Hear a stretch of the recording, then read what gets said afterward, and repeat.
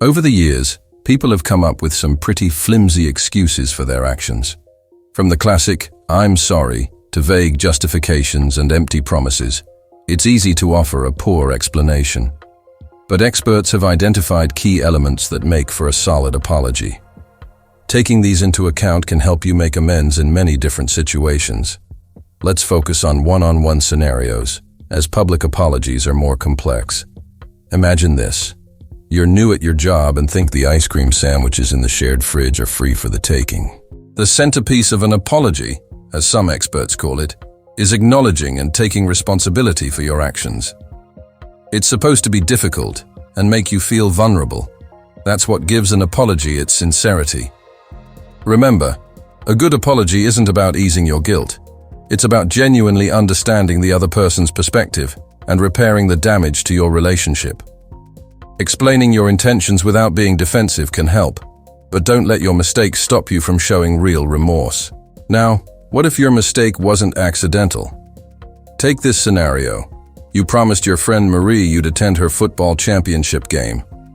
But then another friend calls with an extra ticket to the farewell tour of your favorite artist, a once-in-a-lifetime opportunity.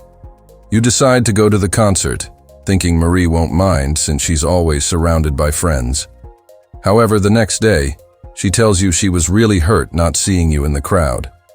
You genuinely feel bad for upsetting her, but you're also conflicted about your choice. How do you move past the empty apology of, "I'm sorry you feel this way"? It's easy in these situations to focus on why you did what you did, instead of trying to see things from the other person's perspective. To better understand the impact of your actions, you might ask Marie how she felt about your absence. She might reveal that she was counting on your support and felt let down when you weren't there. Understanding this can help you acknowledge the harm you caused and respond to her concerns. For instance, you could admit that breaking your promise was wrong and apologize for not being there when she needed you. Clearly acknowledging your mistake shows that you understand where you went wrong, which can reassure Marie that you're committed to doing better in the future. It's also crucial to be specific about how you'll make amends and what steps you'll take to repair the damage. This part of an apology is often regarded as one of the most important, the offer of repair.